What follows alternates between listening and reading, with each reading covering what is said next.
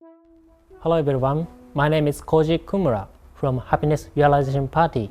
This channel, Truth D, shares the Happiness Realization Party's views on a variety of issues like politics and economy. We are grateful that more and more people from overseas are showing interest in our ideas, so we'd like to start sharing content in English too. So let's jump right into today's topic. Prime Minister Ishiba is facing criticism both at home and abroad for saying our country's fiscal situation is undoubtedly extremely poor, worse than Greece.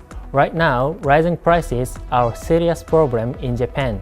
Daily life is getting tougher due to the increasing cost of essentials like food, especially rice, and gasoline, etc. As a result, more and more people are demanding a cut in the consumption tax. Currently, Japanese consumption tax is 10%. However, within the ruling Liberal Democratic Party, many are cautious about lowering the tax rate. The main reason is that it would reduce government revenue. The consumption tax alone brings in around 24 trillion yen a year, accounting for over 20% of total tax income. It's a massive source of funding.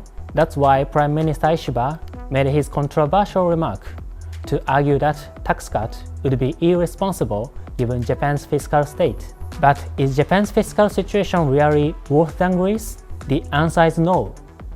Prime Minister Ishiba basically just using that as an excuse not to cut taxes. In fact, Japan's debt structure is completely different from Greece's. Most of Japan's government bonds are held internally, while most of Greece's debt was held by foreign investors when it went bankrupt. When foreign countries demand repayment and you can't pay them back, your country can literally go bankrupt. But that doesn't mean Japan is in the clear either. That would be a big mistake. The reality is Japan's government deficit keeps growing with no sign of slowing down. Japan has the highest debt in the world, about 250% of its GDP. No matter how much the government borrows and spends, the economy isn't growing.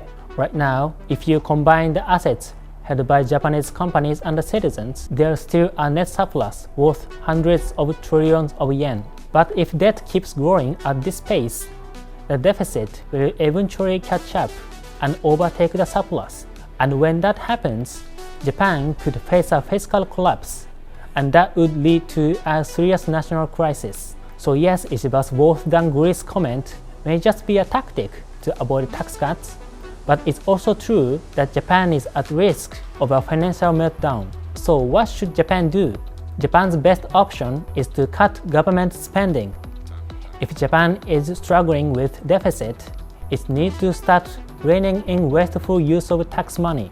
A president of the United States, Mr. Trump, pushed for spending cuts, and that idea of a small government is exactly what Japan needs too. That's the only way tax cuts will be possible. The fact that Japan's economy hasn't grown in like 30 years is seriously abnormal. Shifting towards smaller government and lower taxes is the direction that Japan, as well as many other countries, urgently needs to take.